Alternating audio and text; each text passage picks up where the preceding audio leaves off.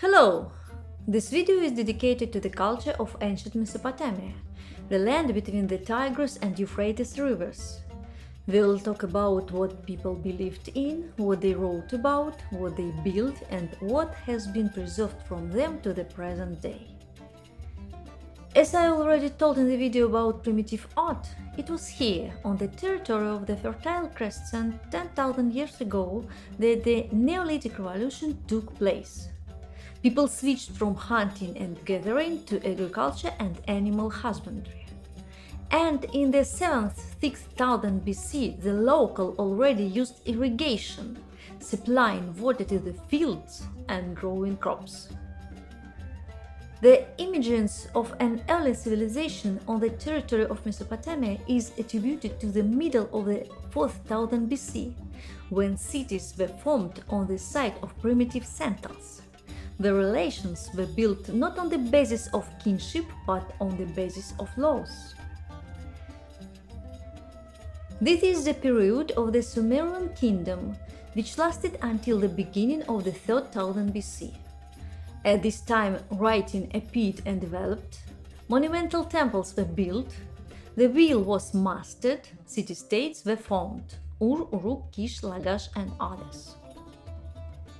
The state of Akkad was formed by King Sargon the Great with the support of the Semitic tribes Akkadians in the 24th century BC and lasted until the 22nd century BC.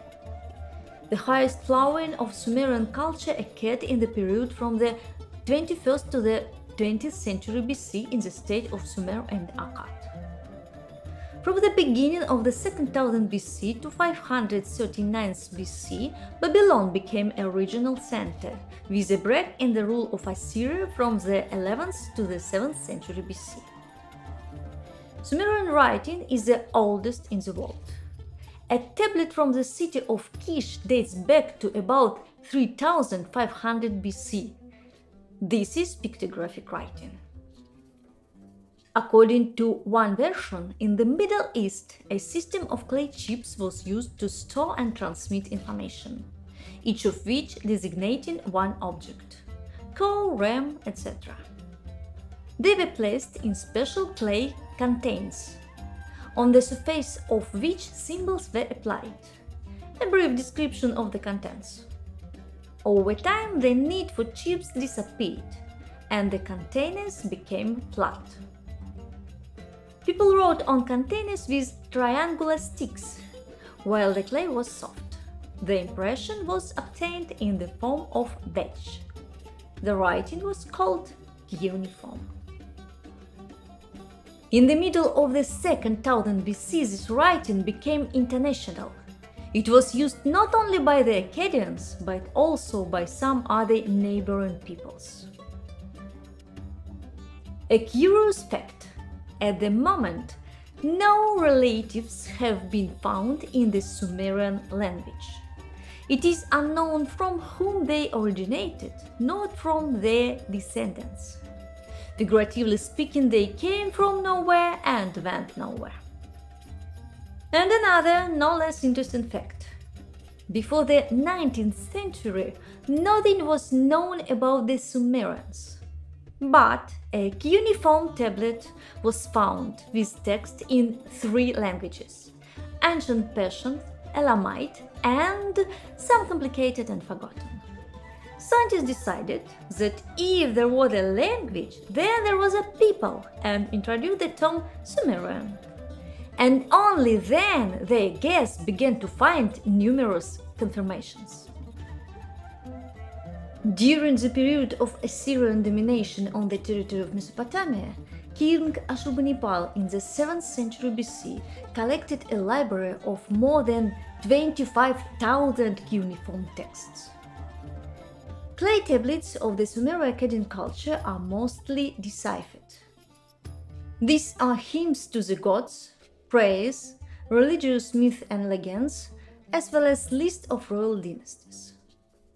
The religion of Mesopotamia is characterized by polytheism and anthropomorphism, which means that there are many gods and they look like people. Myths tell that in the beginning there was a goddess of primary waters, Nam, She gave birth to the sky god Anu and the earth goddess Ki. They joined together on the top of the walled mountain. There they first gave birth to the air god Enlil and then the other gods Igix and Anunnaks. These are groups of gods, some older, other younger, but different texts give contradictory information about seniority. When they became cramped on the mountain, Enlil separated sky from earth. Anu began to rule the sky, Enlil the above-ground world, and his brother Enki, the god of wisdom, the fresh underground waters. The myth and pantheons of the Sumerians and Akkadians are similar but not identical. Variants of the genealogy of the gods are presented in two schemes. The changes in the state are reflected in the mythology. So, during the rise of Babylon, Marduk, the supreme god of the city of Babylon, becomes the main god. And in Assyrian times, Ashur, the god of war, the main Assyrian god. According to the legend of Atrahasis, the Igix had to work hard, dig the Tigris and Euphrates rivers, build a dwelling for Enki and many others. They worked like this for 2,500 years, and then they rebelled.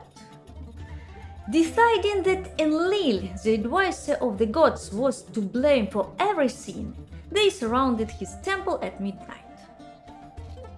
On the recommendation of advisor Nusku, Enlil called the gods Anu and Enki to a meeting. They suggested creating people to do the hard work. For this, the goddess Nintu was called. She said she needed Enki's help to carry out this plan. As a material for man, they took clay and mixed it with divine blood. Goddess Nintu broke off 14 pieces of clay, and 7 birth goddesses created or planned or modeled 7 men and 7 women. After 9 months, a man was born. It turns out that people were created by the gods from clay with the addition of divine blood in order to walk in their place. In another myth, Enki and Ninmah, the idea of creating man belongs to Enki's mother Namu, but her son replied that such a creature already exists. Perhaps he was talking about a certain pattern that needs to be changed so that the burden of the work can be placed on him. Enki took the goddess Ninmah to help, but before starting work, he arranged a feast, at which they both drank too much alcohol and were able to create only freaks. This branch of people had no continuation. The first experiment was unsuccessful. However, humans were created with the addition of divine blood, and they were needed to work for the gods. It was important for the ancient agricultural people to understand the process of changing seasons. The inhabitants of Mesopotamia are no exception. The central character of this cycle of myth is the Sumerian Inanna or Akkadian Ishtar, the goddesses of fertility, love and war. Like the Egyptian Osiris, they are dying and resurrecting goddesses. According to the myth, Inanna goes to the underworld to perform funeral rites for Nergal, the husband of her sister, the goddess of the underworld Ereshkigal. At the gates of the land of no return, she is met by the gatekeeper Neti.